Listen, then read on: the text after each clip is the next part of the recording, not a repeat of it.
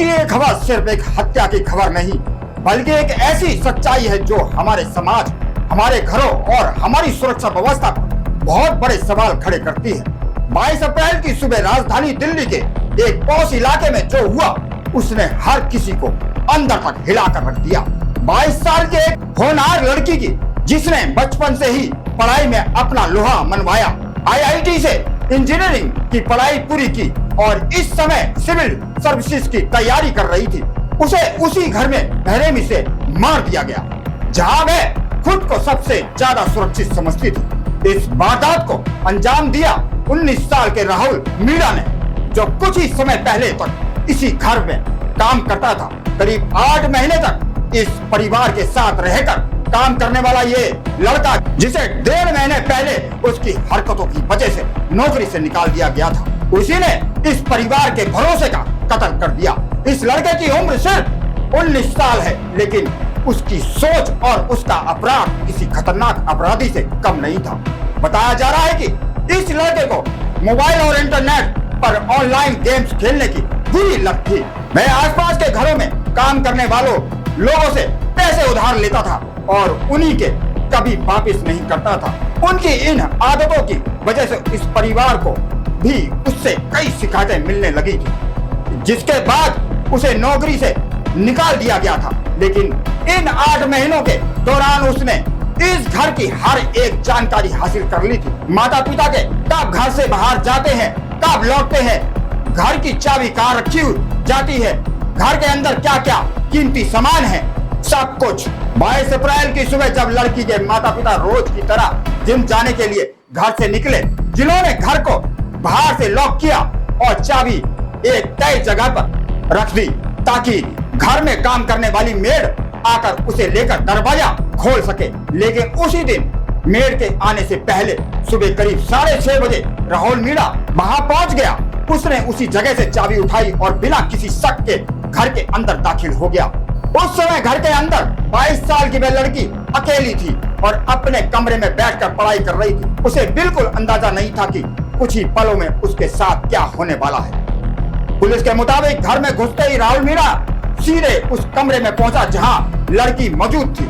उसने सबसे पहले उससे पैसे मांगे। जब लड़की ने पैसे देने से इनकार कर दिया, शोर मचाने की कोशिश की, तो उसने मोबाइल फोन के चार्जर के केबल से उसी से उसका गला घोट। यह हत्या इतनी बेरहमी से की गई थी कि लड़की को खुद को बचाने का कोई मौका नहीं मिला।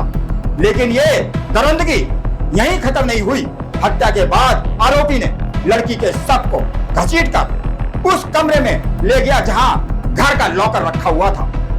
उसने लड़की की उंगली से फिंगरप्रिंट लेकर लॉकर खोलने की कोशिश की, लेकिन जब वह सफल नहीं हुआ तो उसने पेचकस की मदद से दूसरा लॉकर तोड़ दिया और वहां से करीब 5 लाख रुपए नकद लूट लिए। इस पूरी वारदात के दौरान उसके कपड़ों पर खून के धब्बे लग गए थे, इसलिए उसने तुरंत अपने कपड़े बदले और फिर वहां से फरार हो गया। सीसीटीवी फुटेज में जो तस्वीर सामने आई वह और भी चौंकाने वाली थी। हत्या करने के बाद आरोपी बिल्कुल बेखौफ अंदाज में चलता नजर आया, जैसे ही उसे अपने किए का कोई भी डर ही ना हो। इसके चेहरे पर किसी तरह की घबराहट नहीं थी, बल्कि पूरे आत्मविश्वास के साथ वहां से निकल गया। इस पूरे मामले में एक और बेहद गंभीर आशंका सामने आई, लड़की के साथ रेप होने की संभावना। हालांकि अभी तक इसकी आधारिक पुष्टि नहीं हुई है और ये मेडिकल जांच के बाद ही साफ हो पाएगा वारदात के दौरान क्या हुआ था।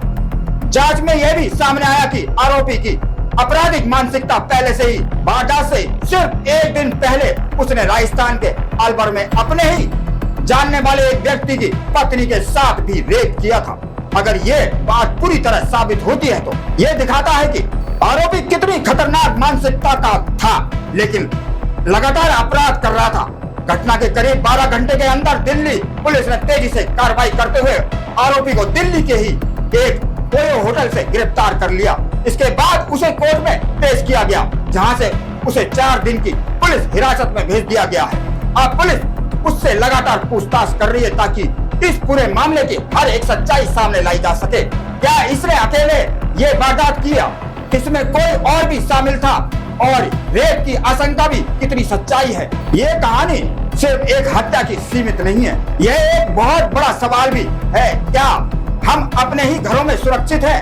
आज देश में तेजी से न्यूक्लियर फैमिली बढ़ रही है, जहां पति पत्नी दोनों काम करते हैं और मजबूरी में बिना पूरी जांच के डोमेस्टिक हेल्प रख लेते हैं। इस मामले में भी आरोपी की सिफारिश एक जान पहचान वाले व्यक्ति ने की थी, लेकिन इसके असली चरित्र के बारे में कोई नहीं जान पाया।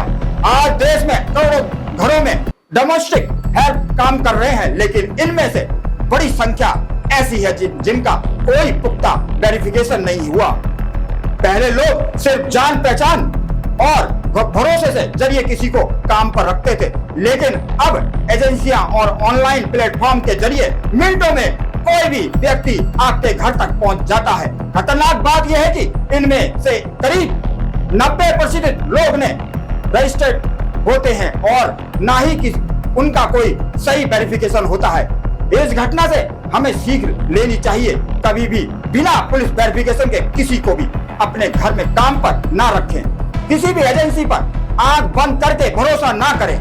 घर में सीसीटीवी कैमरे जरूर लगवाएं और उनका एक्सेस अपने मोबाइल में रखें। समय समय पर फुटेज चेक करते रहें। घरों में काम करने वाले व्यक्ति के व्यवहार पर नजर रखें। ये घटना एक बहुत बड़ी चेतावनी है। खतरा हमेशा बाहर से नहीं आता, कई बार वह आपके घरों में अपने घर के अंदर ही मौजूद होता है।